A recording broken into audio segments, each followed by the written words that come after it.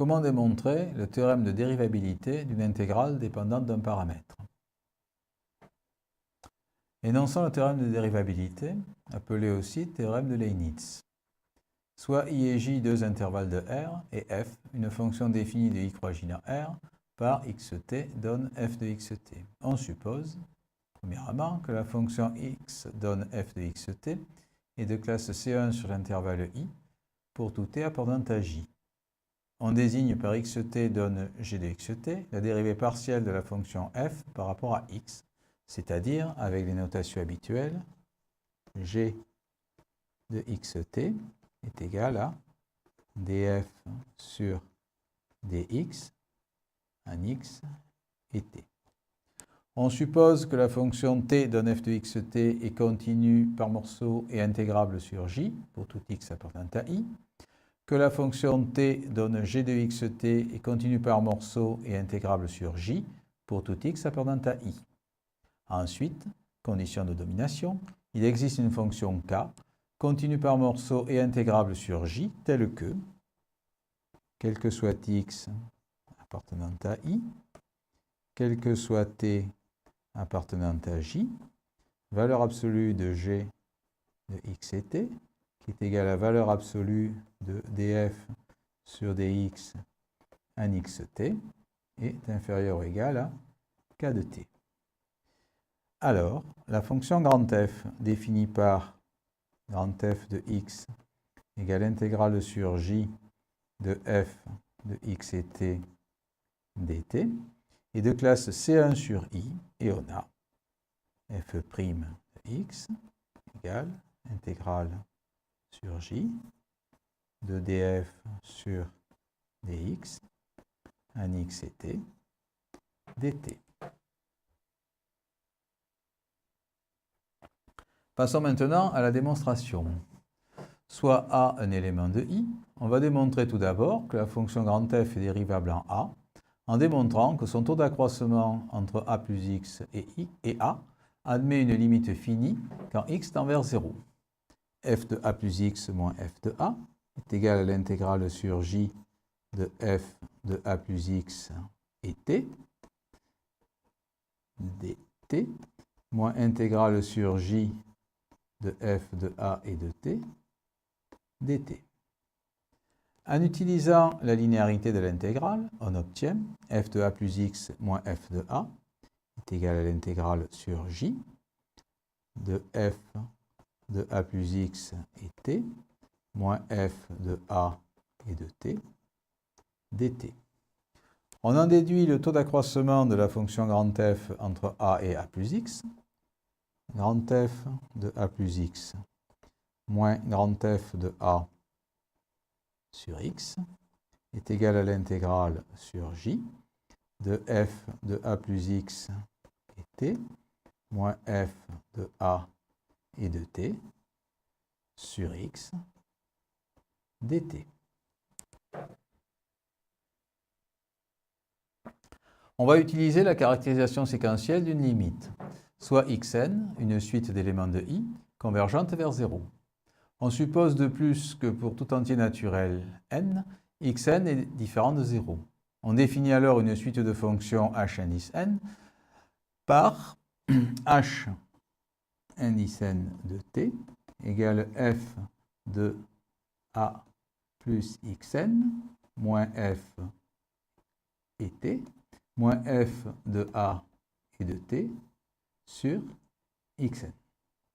La fonction x donne f de xt est dérivable, d'où df sur dx en a et t égale à la limite quand x tend vers 0 de f de a plus x et t moins f de a et de t sur x.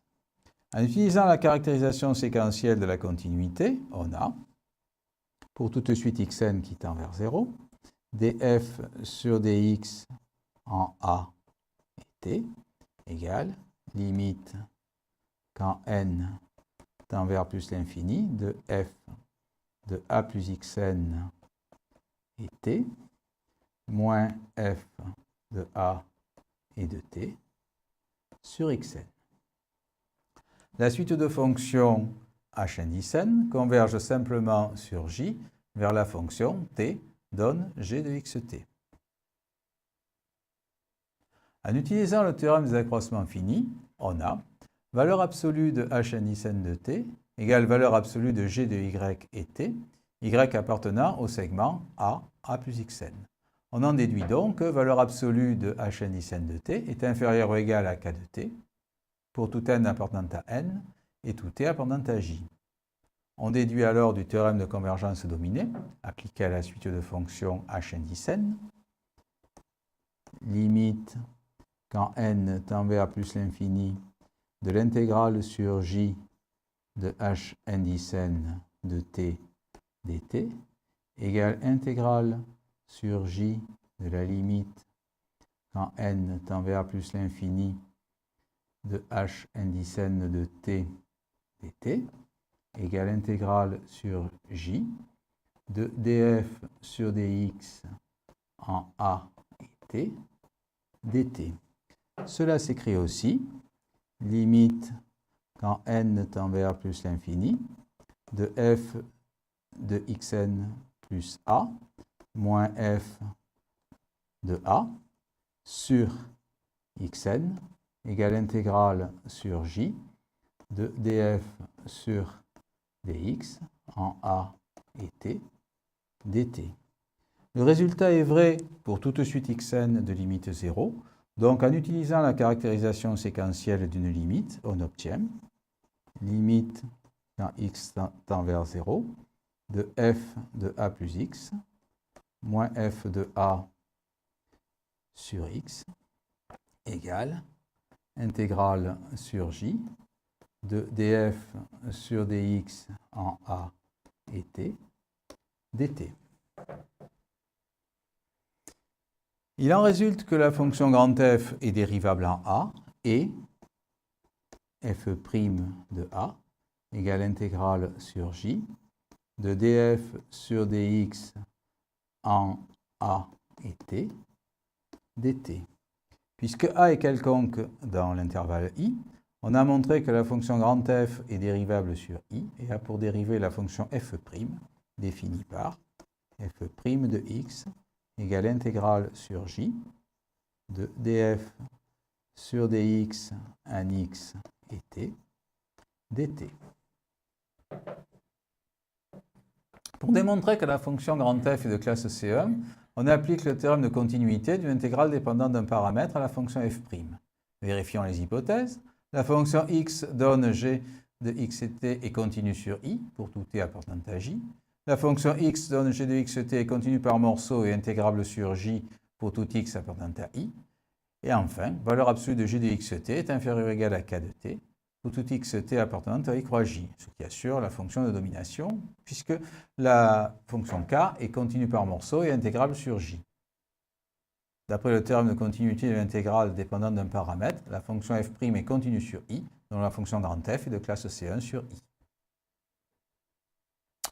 On peut aussi donner une version locale du théorème de Leibniz, puisque dans certains cas, il n'existe pas de fonction dominant la dérivée partielle sur tout l'intervalle i, mais seulement sur les segments contenus dans i. L'hypothèse de domination devient alors, en conservant les mêmes notations, pour tout segment AB contenu dans i, il existe une fonction g, continue par morceau et intégrable sur j, telle que valeur absolue de g de xt inférieure ou égale à k de t, pour tout élément xt appartenant à AB, croix j. La conclusion est la même. Et pour la démonstration, il suffit d'appliquer le théorème précédent sur les intervalles AB. On démontre que la fonction f est de classe C1 sur l'intervalle ouvert AB, quel que soit l'intervalle AB contenu dans i, donc de classe C1 sur l'intervalle i.